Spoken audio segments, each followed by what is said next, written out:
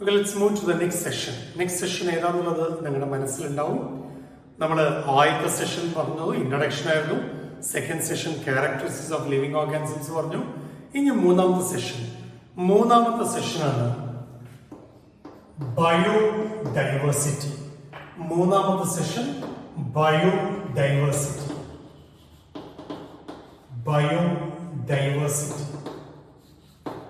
നമ്മളിതിനെ മലയാളത്തിൽ ജൈവ വൈവിധ്യം എന്ന് വിളിക്കും. ഓക്കെ, ഈ ബയോഡൈവേഴ്സിറ്റിയിൽ നമ്മൾ എന്താണ് പഠിക്കുന്നതെന്ന് ചോദിച്ചാൽ ജൈവ വൈവിധ്യം എന്താ ബയോഡൈവേഴ്സിറ്റി എന്ന് ആദ്യം അറിയാം.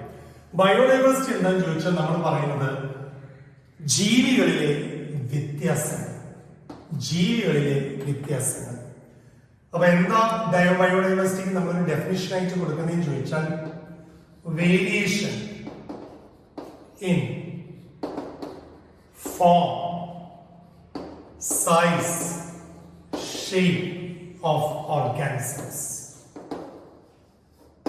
അപ്പോൾ ഓർഗാനിസംസ്, അതായത് ലിവിംഗ് ഓർഗാനിസംസ് അമേസിംഗ് ഡിഫറൻസസ് കാണിക്കും. ഈ വ്യത്യാസങ്ങളെയാണ് വൈവിധ്യം അഥവാ ബയോഡൈവേഴ്സിറ്റി എന്ന് പറയുന്നത്. ഭൂമിയിൽ ഏറ്റവും കൂടുതൽ ജൈവ വൈവിധ്യമുള്ള സ്ഥലം ഏതാണെന്നറിയാം. അത് എൻട്രൻസ് ക്വസ്റ്റ്യൻ ആണ് യഥാർത്ഥത്തിൽ. ഈ ഒരു എൻട്രൻസ് ക്വസ്റ്റ്യൻ സാധാരണ +2 ടോപ്പിക്കായ എക്കോസിസ്റ്റത്തിലാണ് കേൾക്കുക. അപ്പൊ ഏറ്റവും കൂടുതൽ വൈവിധ്യമുള്ള സ്ഥലം ഏതാണെന്ന് ചോദിച്ചാൽ നമ്മൾ പറയുന്നത് ഓഷ്യൻസ് ആണ്. ഓഷ്യൻസ്. അങ്ങനെയാണെങ്കിൽ കരയിൽ ടെറസ്ട്രിയൽ ഏരിയയിൽ ഏറ്റവും കൂടുതൽ ഡൈവേഴ്സിറ്റി ഉള്ളത് എവിടെയാണ്? നമ്മൾ പറയും ഫോറസ്റ്റിലാണ് പറയും. അപ്പൊ ഫോറസ്റ്റിൽ ഏത് ടൈപ്പ് ഫോറസ്റ്റ് ആണെന്ന് ചോദിച്ചാലോ ട്രോപ്പിക്കൽ, ഉഷ്ണമേഖല. അതാണ് ട്രോപ്പിക്കലിന്റെ മീനിങ്, ഉഷ്ണമേഖല. ട്രോപ്പിക്കൽ റെയിൻ ഫോറസ്റ്റ് അഥവാ എവർഗ്രീൻ ഫോറസ്റ്റ്.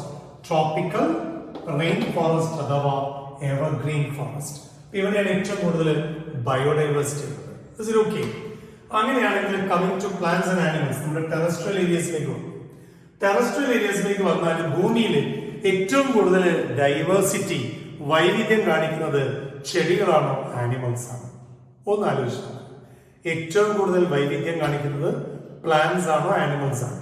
അപ്പൊ നമ്മുടെ ടെക്സ്റ്റ് ബുക്കില്, നമ്മുടെ NCERT ബുക്കില് അവര് പറയുന്ന ഒരു കാര്യം ഇങ്ങനെയാണ്: പ്ലാന്റ്സും ആനിമൽസും കൂടി ഏകദേശം എണ്ണമെടുത്താൽ 1.7 to 1.8 million species of organisms ഉണ്ട് എന്നാണ് കണക്കാക്കുന്നത്. സ്പീഷീസ് എന്ന് പറയാൻ പറഞ്ഞു ജാതിയാണ്. അപ്പൊ 1.7 to 1.8 million species of organisms ഏകദേശം തിരിച്ചറിഞ്ഞ് നമ്മൾ പേരിട്ട് കൊടുത്തിട്ടുണ്ട്. അങ്ങനെ പേരിട്ട് കൊടുത്തതിൽ ഏറ്റവും കൂടുതൽ പ്ലാന്റ്സ് ആണോ ആനിമൽസ് ആണോ എന്നാണ് ചോദ്യം. അത് ഞാൻ നിങ്ങൾക്ക് വിട്ടു എന്ന് പറഞ്ഞു കഴിഞ്ഞാൽ ഇതിന്റെ ശരിയായ ഉത്തരം നിങ്ങൾ പറയും. ഞാൻ അതിന്റെ ഹിന്റ് തരും. ഇതിൽ 1.2 മില്യൺ സ്പീഷീസും 1.2 മില്യൺ സ്പീഷീസും പ്ലാന്റ്സ് ആണോ ആനിമൽസ് ആണോ? അപ്പൊ ബാക്കിയുള്ള 0.5 to 0.6 മില്യൺ സ്പീഷീസും മറ്റേതായിരിക്കും. ശരിയല്ലേ? അപ്പൊ ഈ സ്പീഷീസ് എന്ന് പറയുമ്പോൾ നിങ്ങൾ ഇങ്ങനെ വിചാരിക്കരുത്, ഭൂമിയിൽ ചെടികൾ എടുത്തു അല്ലെങ്കിൽ ആനിമൽസ് എടുത്തു. അപ്പൊ മനുഷ്യനെ എണ്ണി നോക്കിയാൽ പറയും എത്രയോ മനുഷ്യരെല്ലാം കൂടി ഒരൊറ്റ സ്പീഷീസാണ്. തെങ്ങെല്ലാം കൂടി ഒരൊറ്റ സ്പീഷീസാണ്. പ്ലാവെല്ലാം കൂടി ഒരൊറ്റ സ്പീഷീസാണ്. അപ്പൊ നിങ്ങൾ ഇങ്ങനെ എണ്ണരുത്. എണ്ണമല്ല നോക്കുന്നത്, സ്പീഷീസിന്റെ കണക്കാണ് നോക്കുന്നത്. അപ്പൊ സ്പീഷീസിന്റെ കണക്കിലാണെങ്കിൽ പ്ലാന്റ്സ് ആണോ ആനിമൽസ് ആണോ ഏറ്റവും കൂടുതൽ? ഓക്കെ, ഈ ബയോഡൈവേഴ്സിറ്റിയിൽ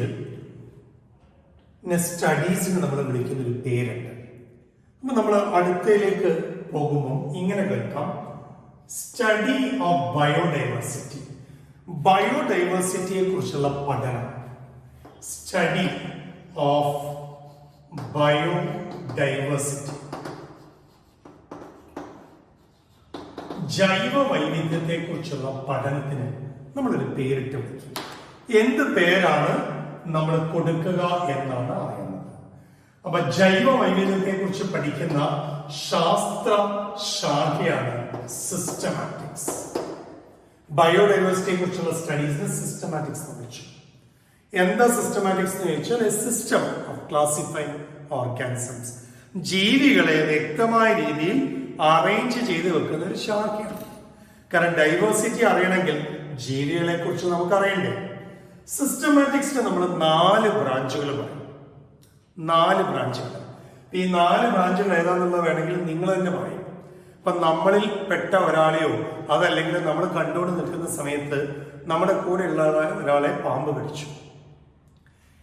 ഈ കടിയേറ്റ വ്യക്തിയുടെ എവിടെയെങ്കിലും നമ്മൾ കെട്ടിവെച്ച ശേഷം നമ്മൾ ഹോസ്പിറ്റലിലേക്ക് കൊണ്ടുപോയി. സാധാരണ നോർമൽ ഹോസ്പിറ്റലാണെങ്കിൽ ചോദിക്കുന്നത് ആദ്യം ചോദിക്കുക ഏത് പാമ്പാ കടിച്ചതെന്നാണ്.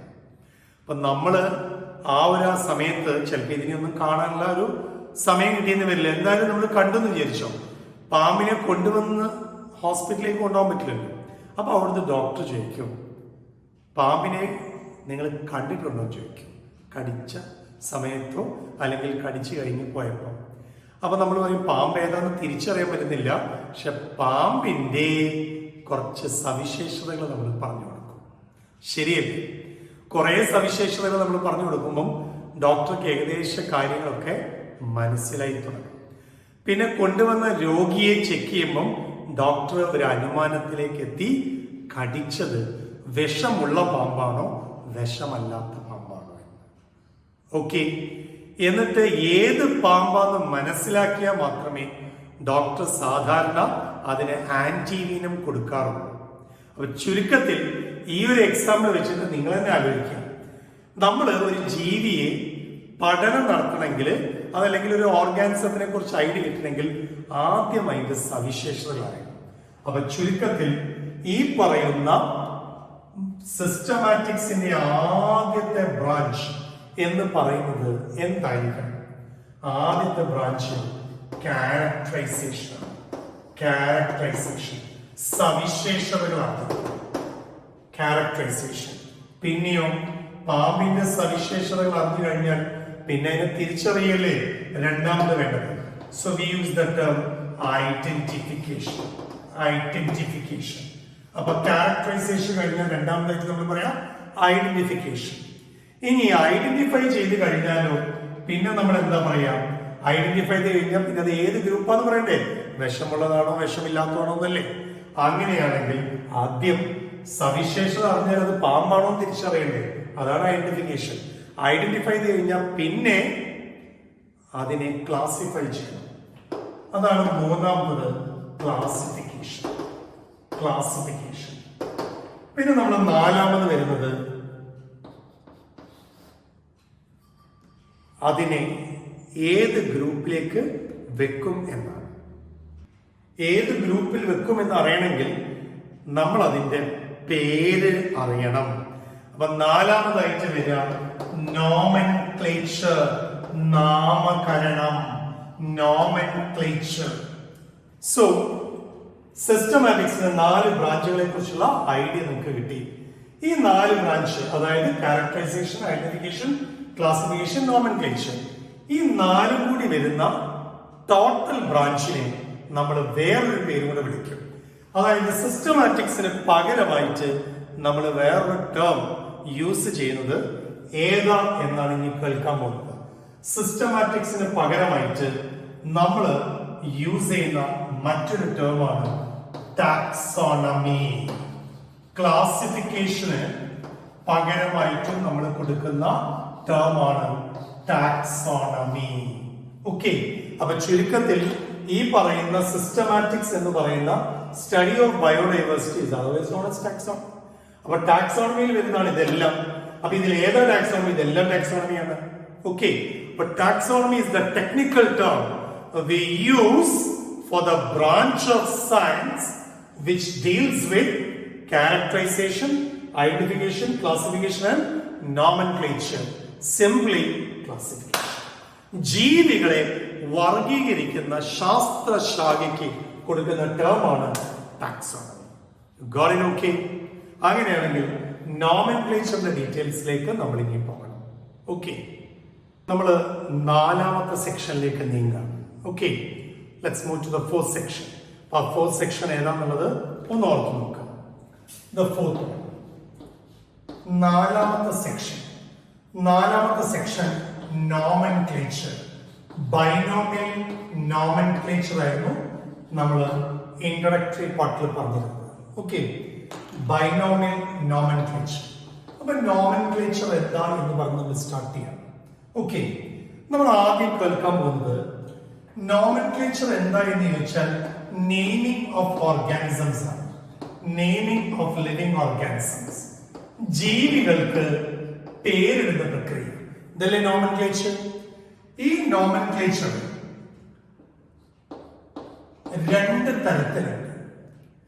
രണ്ട് തരത്തിൽ നോമൻക്ലേച്ചറിനെ കുറിച്ച് പറയും. ഏതൊക്കെയാ രണ്ട് തരത്തിൽ നോമൻക്ലേച്ചർ? രണ്ട് തരത്തിലുള്ള നാമകരണമാണ് ടീച്ചർ പറയാൻ പോകുന്നത്. രണ്ട് തരത്തിലുള്ള നാമകരണത്തിൽ ഏറ്റവും ആദ്യം നമ്മൾ ഉപയോഗിക്കുന്നത് വെർനാക്കുലർ നെയിമിംഗ് അഥവാ നാട്ടുഭാഷ, കോമൺ നെയിം എന്ന് പറയും. ഇപ്പൊ ഏതൊരു ചെടിക്കും ഏതൊരു ആനിമലിനും നമ്മുടെ വക ഒരു പേര് കൊടുക്കും. ആ നാട്ടിലെ കോമൺ ആയിട്ടൊരു പേര് കൊടുക്കും, വെർനാക്കുലർ നെയിം. മറ്റൊന്ന് സയന്റിഫിക് നെയിം, ബയോളജിക്കൽ നെയിം എന്നും വേണമെങ്കിൽ പറയും. അപ്പം ഏതൊക്കെയായി? ഒന്ന് വെർനാക്കുലർ നെയിമിംഗുമായി, ഒന്ന് സയന്റിഫിക് നെയിമിംഗ്. ഓക്കെ, ഈ വെർനാക്കുലർ നെയിമിംഗിന്റെ ഒരു പ്രോബ്ലം എന്താണെന്ന് ചോദിച്ചാൽ നമ്മൾ ഇവിടെ പറയുന്ന പേരായിരിക്കില്ല മറ്റൊരു സ്ഥലത്ത് പറയുന്നത്. അപ്പൊ നമ്മുടെ ടെക്സ്റ്റ് ബുക്കിൽ തന്നെ പഠിക്കുന്ന ഒരു പ്ലാന്റ്, ഈ ചെടിയുടെ പേര് ഞാൻ പറയാം, ഉമ്മത്തിൻ കായ, ഡെറ്റൂറ ഇൻഡിക്ക എന്ന് വിളിക്കുന്ന ഉമ്മത്തിൻ കായ. അപ്പൊ എന്ന് പറയുന്ന ഈ ഒരു കായ രണ്ട് തരത്തിലാണ് അറിയപ്പെടുന്നത്. ഒന്ന് വിഷക്കായ ഉണ്ട്, ആത്മഹത്യ ചെയ്യാൻ വേണ്ടി യൂസ് ചെയ്യുന്ന ഒരു കായാണ് ഡെറ്റൂറ ഉമ്മത്തിൻ കായ. വേറൊരു സ്ഥലത്ത് ചെന്ന് കഴിഞ്ഞാൽ, ഇപ്പൊ നമ്മുടെ നാട്ടിൽ അത് ഡൈജഷന് വേണ്ടി യൂസ് ചെയ്യുന്നതാണ്. തിരുവനന്തപുരം ഭാഗം, അതായത് നമ്മുടെ തെക്കോട്ടുള്ള ഭാഗത്തേക്ക് പോയി കഴിഞ്ഞാൽ അത് വിഷക്കായാണ്. അപ്പം ഇവിടെയുള്ള ഒരു വ്യക്തി തിരുവനന്തപുരം പോയിട്ട് അല്ലെങ്കിൽ പണ്ടത്തെ കാര്യമാണ് ഈ പറയുന്നത് കേട്ടോ, ഇപ്പോഴത്തെ കാര്യമല്ല. അപ്പൊ ഉമ്മത്തിൻ കായ അന്വേഷിച്ചു പോയാൽ എന്തായിരിക്കും അവിടുത്തെ അവസ്ഥ എന്നുള്ളതൊന്ന് ആലോചിച്ച് നോക്കാം. അപ്പൊ ഒരേ ചെടി തന്നെ അല്ലെങ്കിൽ ഒരു പേര് തന്നെ രണ്ട് ചെടികൾക്ക് കൊടുക്കുമ്പോൾ വരുന്ന പ്രോബ്ലംസ് ഒന്ന് ആലോചിച്ച് നോക്കുക.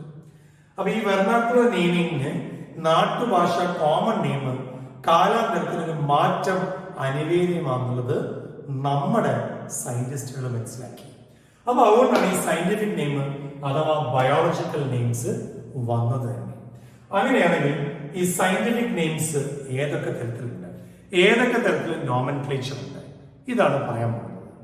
സയന്റിഫിക് നെയിംസ് ഏതൊക്കെ തരത്തിലുണ്ട് അതാണ് ഇനി പറയാൻ പോകുന്നത്. അപ്പൊ ഞാൻ ഈ നോമൻക്ലേച്ചർ എന്ന് പറയുന്ന യഥാർത്ഥത്തിൽ സയന്റിഫിക് നെയിംസ് 3 തരത്തിലുണ്ട്. പക്ഷെ നമ്മുടെ ബുക്കിൽ ഒരൊറ്റ കാര്യമേ പറഞ്ഞിട്ടുള്ളൂ.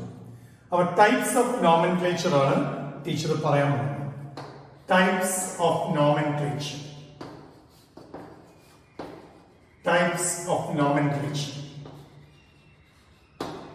ഓക്കെ, ഈ നോമൻക്ലേച്ചർ ഏതൊക്കെ ടൈപ്പ് നമ്മൾ പറയുന്നത് 3 തരത്തിലാണ്.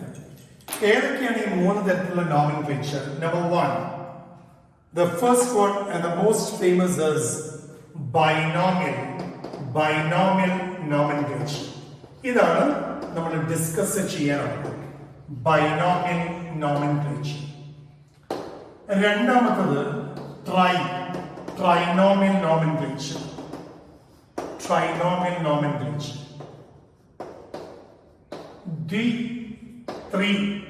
ഇനി അവസാനമായിട്ട് ടീച്ചർ പറയുന്നത് പോളിനോമിയൽ നോമൻക്ലേച്ചർ. അപ്പൊ ഇങ്ങനെ 3 തരത്തിലുള്ള നോമൻക്ലേച്ചറിനെ കുറിച്ച് ടീച്ചർ പറഞ്ഞു. ബൈനോമിയൽ നോമൻക്ലേച്ചർ ആണ് നമുക്ക് ആവശ്യമുള്ളത്, ട്രൈനോമിയൽ നോമൻക്ലേച്ചറും പോളിനോമിയൽ നോമൻക്ലേച്ചറും. അതിൽ ഈ ട്രൈനോമിയൽ നോമൻക്ലേച്ചറും പോളിനോമിയലും നമ്മുടെ ബുക്കിൽ ഇല്ല എന്ന് പറഞ്ഞു. അപ്പൊ ഇതാണ് എപ്പോഴും നമുക്ക് ക്വസ്റ്റ്യൻ ആയിട്ട് വരുന്നത്. ഓക്കെ, വളരെ സിമ്പിൾ ആയിട്ടുള്ള കുറച്ച് കാര്യമാണ്. പേരിടുന്നത് 2 പേര് വരികയാണെങ്കിൽ ബൈനോമിയൽ, 3 പേര് വരികയാണെങ്കിൽ ട്രൈനോമിയൽ, 2, 3, 3ൽ കൂടുതൽ വരികയാണെങ്കിൽ പോളിനോമിയൽ നോമൻക്ലേച്ചർ. അങ്ങനെയുള്ളൊരു പേര് ഏതായിരുന്നു അറിയണ്ടേ? So let's check out. Okay, നമ്മൾ ആദ്യം ബൈനോമിയൽ നോമൻക്ലേച്ചർ വെച്ച് സ്റ്റാർട്ട് ചെയ്യാം. യഥാർത്ഥത്തിൽ ഈ പോളിനോമിയൽ നോമൻക്ലേച്ചർ ആയിരുന്നു പണ്ടുണ്ടായിരുന്നത്. ഒരുപാട് പേരുകൾ ഒരു ചെടിക്ക് അല്ലെങ്കിൽ ഒരു ആനിമലിന് കൊടുത്ത് കാണുന്നത് കൊണ്ടാണ് യഥാർത്ഥത്തിൽ അന്നത്തെ സയന്റിസ്റ്റുകൾ ഈ ഒരു പേരിലേക്ക്, അതായത് രണ്ട് പേരിലേക്ക് വരാനുണ്ടായ ഒരു സാഹചര്യം. നിങ്ങൾ തന്നെ ആലോചിച്ചാൽ മതി, പണ്ടത്തെ രാജാക്കന്മാരുടെ പേരുകൾ എന്നൊക്കെ പറഞ്ഞാൽ വളരെ ലെങ്തി ആയിട്ടുള്ള പേരുകളാണ്. ഒരു 3-4 നൂറ്റാണ്ട് മുമ്പ് വരെ ഓരോരുത്തർക്കും വലിയ പേരുകളാണ്. അപ്പൊ ഞാനൊരു എക്സാമ്പിൾ പറയാം. നമ്മുടെ പാറപ്പുറത്തൊക്കെ വളരുന്ന ഒരു പുന്നയ്ക്ക എന്ന് പറയുന്ന പുന്നൽ എന്ന് പറഞ്ഞൊരു ചെടിയുണ്ട്. യഥാർത്ഥത്തിൽ ഇതിന്റെ പേര് കാരിയോഫില്ലം എന്നാണ്. ഞാൻ ആ ചെടിയുടെ പേര് പറയാം, കാരിയോഫില്ലം. കാരിയോഫില്ലം. കാരിയോഫില്ലം. അപ്പൊ ഈ കാരിയോഫില്ലത്തിന്റെ പ്രത്യേകത എന്താണെന്ന് ചോദിച്ചാൽ, കാരിയോഫില്ലത്തിൽ പാറപ്പുറത്താണ് വളരുന്നത്. പുല്ല് പോലെ ഇരിക്കും. പുല്ല് പോലെ മീൻസ് വള്ളിപ്പടർപ്പ് പോലെയൊക്കെയാണ് ഇതിനെ കാണാനായിട്ട്. അതേപോലെ തന്നെ ഈ കാരിയോഫില്ലം എന്ന് പറയുന്നത് ഇതിന്റെ പൂക്കള് ഒരു അംബ്രല പോലെ ഇങ്ങനെ വിടർന്നിരിക്കും കാരിയോഫില്ലത്തിന്റെ. അപ്പൊ അന്ന് കാരിയോഫില്ലത്തിനിട്ട പേര് വളരെ പ്രത്യേകത നിറഞ്ഞതാണ്, കാരിയോഫില്ലം സാക്സാലിസ്. സാക്സാലിസ് കഴിഞ്ഞില്ല. കാരിയോഫില്ലം സാക്സാലിസ് ഫോളിസ് ഗ്രാമിനിയസ് അംബലൈറ്റസ് കോറിയം. പേര് കേട്ട് ഞെട്ടിയോ?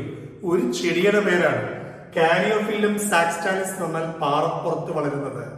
കാരിയോഫില്ലം സാക്സാലിസ് ഫോളിസ് ഗ്രാമിനിയസ് എന്ന് പറഞ്ഞാൽ പുല്ല് പോലെ പടർന്ന് പന്തലിച്ചു വളരുന്നു. അംബലൈറ്റസ് കോറിയം എന്ന് പറഞ്ഞാൽ അംബർല ലൈക്ക് പൂങ്കുല എന്നുള്ള അർത്ഥത്തിലാണ് ആ പേര് വന്നത്. അപ്പൊ മനസ്സിലായോ പോളിനോമിയൽ നോമൻക്ലേച്ചറിന്റെ ഡീമെറിറ്റ്? അപ്പൊ പിന്നെ പേര് ഞാൻ ഇവിടെ എഴുതുന്നില്ല, മനസ്സിലാക്കി വെച്ചാൽ മതി. അപ്പൊ പോളിനോമിയൽ നോമൻക്ലേച്ചറിനെ ഞാൻ മാറ്റാണ്, ഡയറക്ട്ലി ബൈനോമിയൽ നോമൻക്ലേച്ചറിലേക്ക് മൂവ് ചെയ്യാണ്.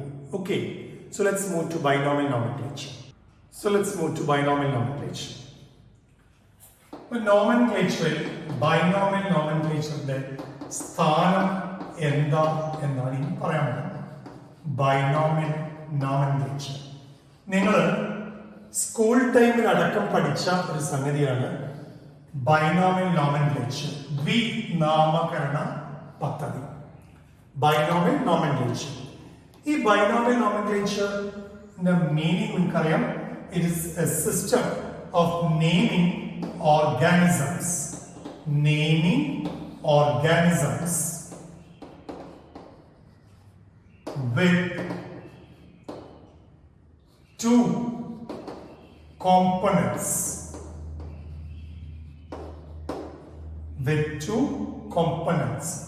For name. ഒരു പേരിന് രണ്ട് കോമ്പണൻസ് ആണ്. ഏതൊക്കെയാണ് ഈ രണ്ട് കോമ്പണൻസ്? ഒന്ന് ജീനസ് നെയിമും അതേപോലെ സ്പീഷീസ് നെയിമും. ജീനസ് നെയിമും സ്പീഷീസ് നെയിമും. ഒരു എക്സാമ്പിൾ പറയൂ ടീച്ചറെ എന്ന് ചോദിച്ചാൽ നമുക്ക് ഏറ്റവും പ്രശസ്തമായ എക്സാമ്പിൾ നമ്മുടെ കൈവശം തന്നെയുണ്ട്. ഏതാ? Homo sapiens.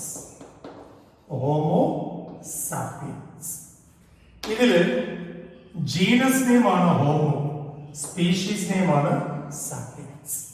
അപ്പൊ ജീനസ് നെയിം, ജീനസ് എന്ന് പറഞ്ഞ വംശം, സ്പീഷീസ് എന്ന് പറഞ്ഞ ജാതി. ഓക്കെ, അപ്പൊ ഹോമോ സാപ്പിയൻസ് മനുഷ്യന്റെ ശാസ്ത്രീയ നാമം എന്നുള്ളത് എല്ലാവർക്കും അറിയുന്ന കാര്യമാണ്. ഓക്കെ, അപ്പൊ ഇതാണ് ബൈനോമിയൽ നോമൻക്ലേച്ചർ. ഈ ബൈനോമിയൽ നോമൻക്ലേച്ചർ ആദ്യമായി കൊണ്ടുവന്നത്, അഥവാ ശാസ്ത്രീയമായ പേര് ആദ്യമായിട്ട് വന്നത് ഒരു പുസ്തകത്തിലാണ്. ആ പുസ്തകത്തിന്റെ പേര് നിങ്ങൾ അറിയണം. ആ പുസ്തകത്തിന്റെ പേരാണ് സ്പീഷീസ് പ്ലാന്റ. ആരാണ് എഴുതിയത്? മറ്റാരുമല്ല. The name is written by Carolus Linnaeus. So let's have a look at Carolus Linnaeus.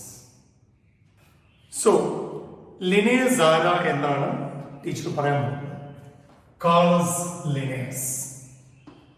കാരോളസ് Linnaeus എന്ന് വിളിക്കാം, കാൾ വോൺ ലിൻ എന്ന് വിളിക്കാം, കാൾ ലിനേസ് എന്ന് വിളിക്കാം. ഇദ്ദേഹത്തിന്റെ കാലഘട്ടം എന്ന് പറയുന്നത് 18th സെഞ്ചുറിയാണ്. 1707 ജനിച്ചത്. അപ്പൊ ഇദ്ദേഹത്തിന്റെ കാലഘട്ടം 18th സെഞ്ചുറി. അന്നാണ് യഥാർത്ഥത്തിൽ ഈ പറയുന്ന നോമൻക്ലേച്ചർ വന്നത്. 1758 ഇദ്ദേഹം പബ്ലിഷ് ചെയ്ത പുസ്തകത്തിലൂടെയാണ് ലോകം നോമൻക്ലേച്ചറിനെ കുറിച്ച് അറിയുന്നത്. അപ്പൊ ലിനേസിന്റെ പബ്ലിക്കേഷൻസിനെ കുറിച്ച് നമ്മൾ ഒന്ന് നോക്കാം. ലിനേസിന്റെ ബുക്സ് 2 ബുക്കാണ്, ശരിക്കും 3 ബുക്കുണ്ട്, പക്ഷെ നമ്മൾ പ്രസിദ്ധീകരിച്ചിരിക്കുന്ന 2 ബുക്കാണ്. ആ 2 ബുക്കുകളുടെ പേര് നിങ്ങളൊന്ന് കേൾക്കാം. ഒന്ന് സ്പീഷീസ് പ്ലാന്റ. സ്പീഷീസ് പ്ലാന്റ ഇത് പക്ഷേ നമ്മുടെ ടെക്സ്റ്റ് ബുക്കിൽ ഈ ബുക്കിനെ കുറിച്ച് പരാമർശമുണ്ട്. നമ്മുടെ ടെക്സ്റ്റ് ബുക്കിൽ പരാമർശമുള്ള ബുക്കിന്റെ പേരാണ് സിസ്റ്റമേ നേച്ചർ.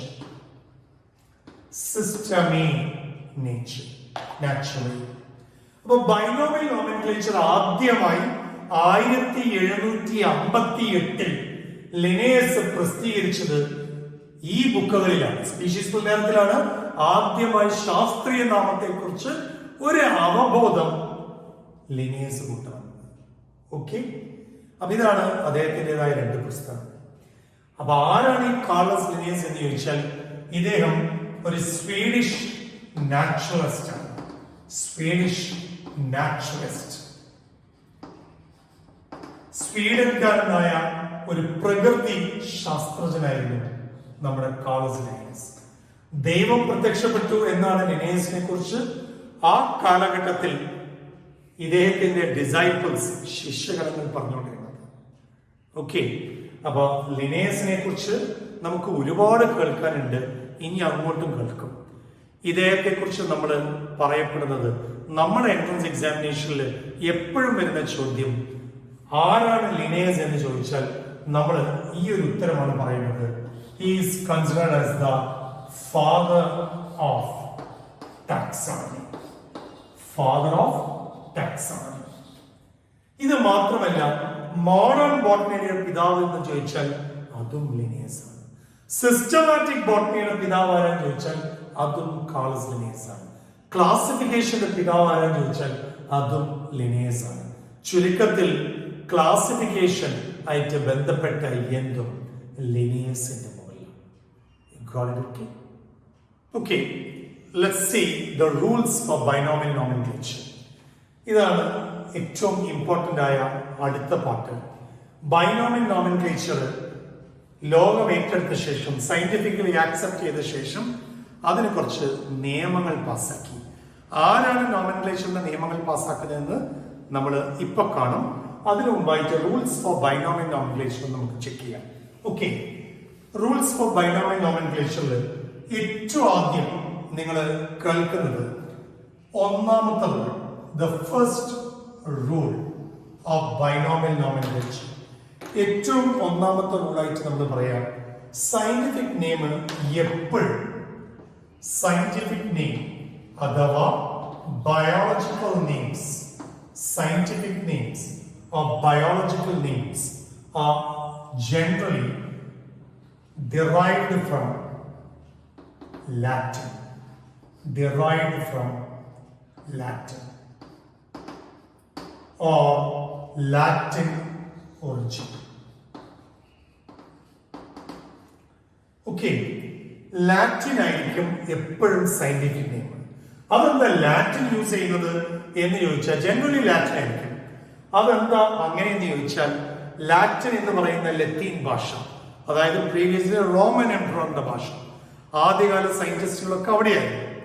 എന്തുകൊണ്ട് ഇപ്പോഴും അത് യൂസ് ചെയ്യുന്നതെന്ന് ചോദിച്ചാൽ, it is A dead language. ഇതൊരു ചത്ത ഭാഷയാണ്. അതെന്താ ഭാഷ? ലാംഗ്വേജ് ഉണ്ടോ? ഡെഡ് ലാംഗ്വേജ് എന്ന് പറഞ്ഞാൽ ഇപ്പം പ്രചാരത്തിൽ ഇല്ലാത്ത ഭാഷ എന്നാണ്. ഓക്കെ, അല്ലാതെ എല്ലാവരും കൂടി അടിച്ചു കൊന്നു എന്നല്ല. സംസ്കൃതം പ്രചാരത്തിലുണ്ടോ എന്ന് ആലോചിക്കുക. കുറച്ച് ആളുകൾ അവിടെ ഇവിടെയായിട്ട് സംസാരിക്കും എന്നല്ലാതെ it's not a common language.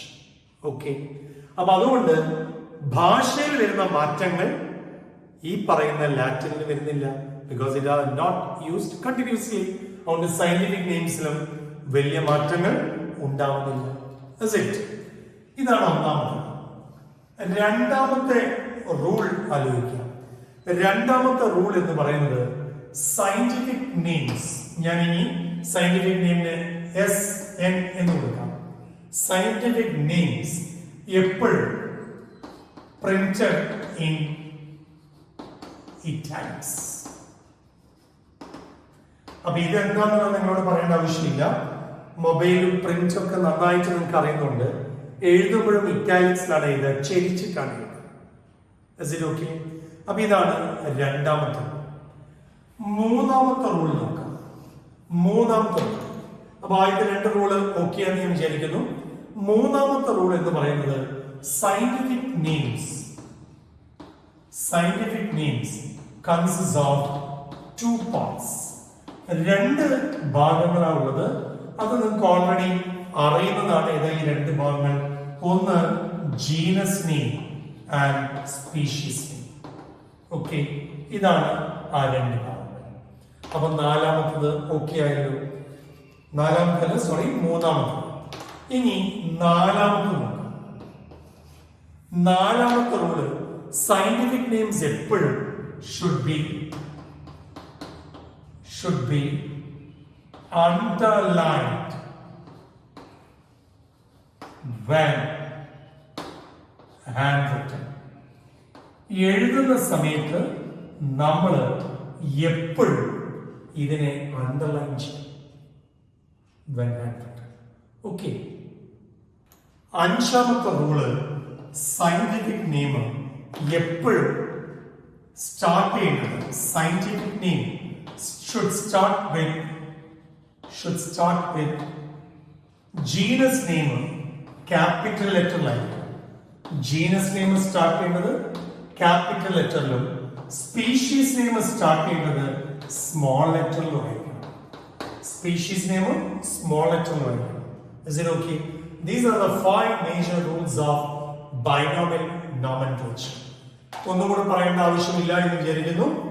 Latin based ആയിരിക്കും, പ്രിന്റഡ് ആവും ഇറ്റാലിക്സ് ആയിരിക്കും, ജീനസ് നെയിമും സ്പീഷീസ് നെയിമും ഉണ്ടാവും. എഴുതുന്ന സമയത്ത് നമ്മൾ സെപ്പറേറ്റ് ആയിട്ട് അണ്ടർലൈൻ ചെയ്യും, ഒന്നിച്ചല്ല separately underline. Then genus name always start with capital letter. നേരത്തെ നമ്മൾ ഹോമോസാപ്പിയൻസ് എഴുതിയപ്പോൾ H start with the capital and sapiens less start with the small letter. Is it okay?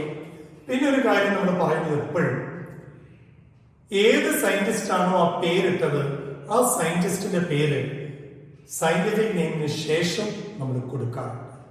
Scientific നെയിമിന് ശേഷം കൊടുക്കാറുണ്ട് എന്ന് പറയുമ്പോൾ ഒരു എക്സാമ്പിൾ നോക്കാം. എക്സാമ്പിളില് മാവിന്റെ സയന്റിഫിക് നെയിം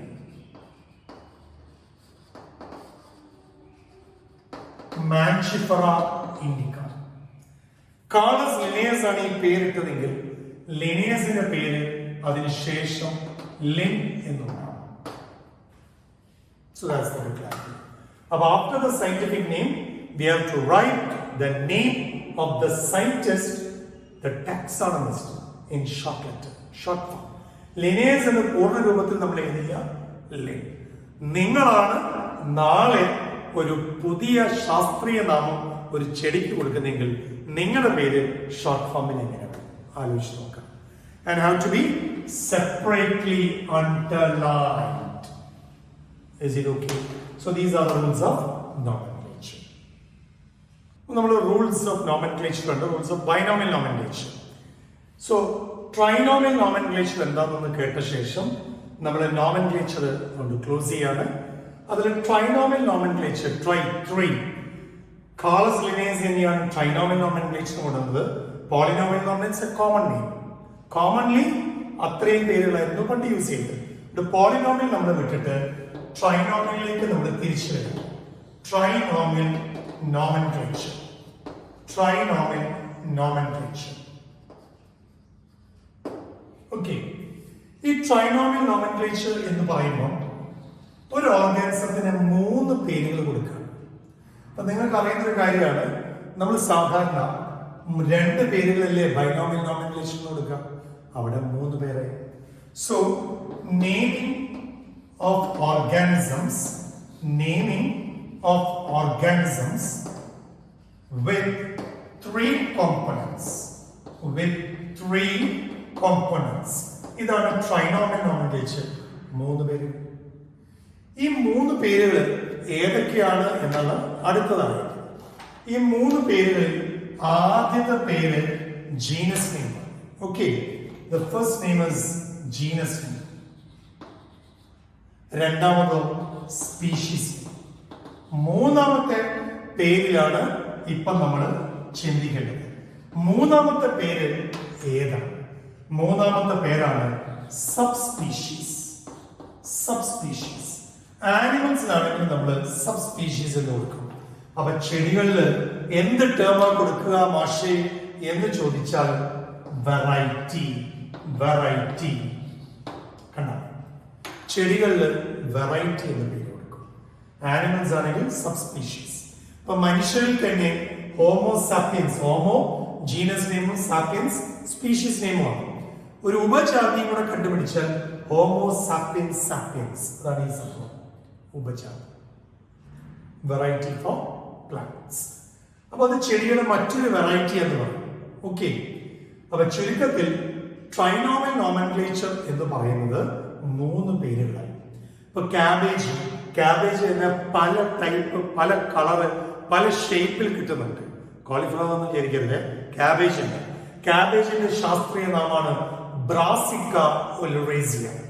അപ്പൊ ക്യാബേജിന്റെ വ്യത്യസ്തമായ ഇനങ്ങൾ വെറൈറ്റി ഇനങ്ങൾ വരുമ്പോൾ നമ്മൾ ശാസ്ത്രീയ നാമം കൊണ്ട് മാറ്റാൻ പറ്റില്ല. അതതിന്റെ മറ്റൊരു വെറൈറ്റി എന്ന് പറയും. ഓക്കെ, മറ്റൊരു വെറൈറ്റി. ഇപ്പൊ ബ്രാസിക്ക ഒലിറേസ ബൊട്രൈറ്റസ് 3 പേരായില്ലേ? അപ്പൊ അങ്ങനെ വരുമ്പോൾ അത് trinomial nomenclature. Both binomial and trinomial nomenclature was proposed by Carolus Linnaeus. You got it, okay? ഇനി നമ്മൾ പറയാൻ പോകുന്നത് നോമെൻക്ലേച്ചറിന്റെ ആവശ്യമെന്ത്, ആരാണ് നോമെൻക്ലേച്ചർ അംഗീകരിക്കുന്നത്. ഓക്കെ, സോ ഇനി നമ്മൾ കേൾക്കുന്നത്, ഞാൻ നേരത്തെ പറഞ്ഞു, നോമെൻക്ലേച്ചറിന്റെ ആവശ്യം. Need of nomenclature.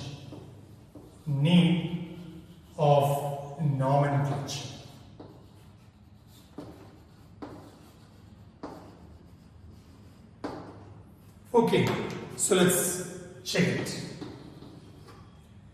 ആവശ്യം എന്താണെന്ന് ചോദിച്ചാൽ, ഒന്നാമത്തെ ആവശ്യം നമ്മൾ പറയും, ഇങ്ങനെ നെയിമിംഗ് കൊടുക്കുന്നതുകൊണ്ടുള്ള ഒരു ഗുണം എന്താണെന്ന് ചോദിച്ചാൽ, കോമൺ സിസ്റ്റം. ലോകം മുഴുവൻ ഒരു കോമൺ സിസ്റ്റം ഓഫ് നെയിമിംഗ്. ശരിയല്ലേ? നമ്മള് ഓരോ രാജ്യത്ത് ഓരോ പേരുകളായിരുന്നു, ഓരോ നാട്ടില്, ഓരോ സ്ഥലത്ത്, ഓരോ പ്രദേശത്ത് വ്യത്യസ്ത പേരുകളായിരുന്നു. ഈ ബൈനോമിയൽ നോമെൻക്ലേച്ചർ വന്നതോട് കൂടിയിട്ട് ഭൂമി മുഴുവൻ ഒരു പ്ലാന്റിന് അല്ലെങ്കിൽ ഒരു ആനിമലിന് ഒറ്റ പേരായി. Cobras name Naja, the most famous name. ഒരേ പേര് വന്നു, നാജ. അപ്പൊ അതിന്റെ ഡീറ്റെയിൽസ് ഒക്കെ നമ്മൾ ഇനി വരും. ഏതായാലും ഇങ്ങനെ ഒരൊറ്റ പേരായി മാറി ഹോമോസപ്പിയൻസ്. ഓക്കെ, മാജിഫറ ഇൻഡിക്ക മാവിന്റെ പേര്, ശരിയല്ലേ? തെങ്ങിന്റെ കൊക്കോസ് ന്യൂസിഫർ. അപ്പൊ ഇങ്ങനെ സയന്റിഫിക് നെയിംസ് വെച്ചപ്പം അതൊരു കോമൺ നെയിമിംഗ് ആയി. അങ്ങനെയാണെങ്കിൽ രണ്ടാമത്തെ പ്രത്യേകത എന്താ എന്ന് ചോദിച്ചാൽ, രണ്ടാമത്തെ പ്രത്യേകത, അപ്പൊ ഏറ്റവും ആദ്യത്തെ കിട്ടി common system of naming all over the world. രണ്ടാമത് maintain the standardization of naming. കണ്ടോ,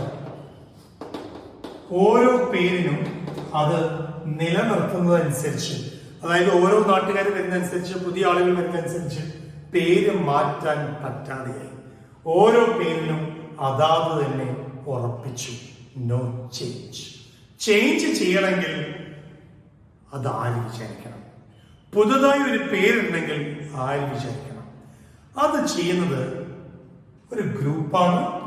അത് ഏതായെന്ന് ചോദിച്ചാൽ അതിനൊരു കോഡ് ഉണ്ട്. ആ കോഡ് ഏതാണ്? ആ കോഡ് നിങ്ങൾ അറിയണം. ചെടികൾക്കാണെങ്കിൽ ആ കോഡ് യൂസ് ചെയ്യുന്നത് international code for botanical nomenclature. International code for botanical nomenclature for plants. ആനിമൽസിലാണെങ്കിൽ എങ്ങനെയായിരിക്കും? International code for zoological nomenclature. Corona വൈറസിന് കോവിഡ് ആ ഒരു പേര് സജസ്റ്റ് ചെയ്യുന്നത് മാത്രമല്ല, അത് അംഗീകരിക്കുന്നത് international code for virological nomenclature. അപ്പൊ ഇവരാണ് ഈ നെയിമിങ് അതേപോലെ സ്റ്റാൻഡേർഡൈസേഷൻ ഒക്കെ തീരുമാനിക്കുന്നത്. എന്തെങ്കിലും ഒരു ചേഞ്ച് വരണം എന്നുണ്ടെങ്കിൽ ഇവരാണ് തീരുമാനിക്കേണ്ടത്. 1961 യഥാർത്ഥത്തിൽ ഈ international code for botanical nomenclature രൂപീകൃതമായത്. ഓക്കെ, പിന്നീടാണ് ബൊട്ടാണിക്കൽ സർവേ, സുവോളജിക്കൽ സർവേ ഒക്കെ രംഗപ്രവേശനം ചെയ്യുന്നത്. ഓക്കെ, അപ്പൊ ഇതോട് കൂടിയിട്ട് നമ്മുടെ നോമൻക്ലേച്ചർ അവസാനിക്കുകയാണ്. അപ്പൊ നമ്മുടെ സെക്ഷൻസിൽ എത്രാമത്തെ സെക്ഷൻസ് അവസാനിച്ചു നമുക്ക് കാണാം. ഒന്നാമത്തെ സെക്ഷൻ എന്ന് പറയുന്നത് നമ്മുടെ ഇൻട്രൊഡക്ടറി പാർട്ടായിരുന്നു. രണ്ടാമത്തത് നമ്മുടെ ലൈഫിന്റെ ക്യാരക്ടറിസ്റ്റിക്സ് ആയിരുന്നു. മൂന്നാമതായിട്ട് നിങ്ങൾക്ക് ഓർമ്മയുണ്ടാവും ഡൈവേഴ്സിറ്റി ഓഫ് ലൈഫ് അഥവാ ബയോഡൈവേഴ്സിറ്റി. നാലാമതായിരുന്നു നമ്മൾ ബൈനോമിയൽ നോമൻക്ലേച്ചർ. അഞ്ചാമതായിട്ടായിരുന്നു നീഡ് ഫോർ നോമൻക്ലേച്ചർ. ഇങ്ങനെ 5 സെക്ഷൻസ് ആണ് നമ്മൾ അവസാനിപ്പിച്ചത്. ഓക്കെ, ഇനി 6ാമത്തെ സെക്ഷൻ ആയിട്ടാണ് നമ്മൾ അടുത്തതിലേക്ക് കയറുന്നത്. ഓക്കെ.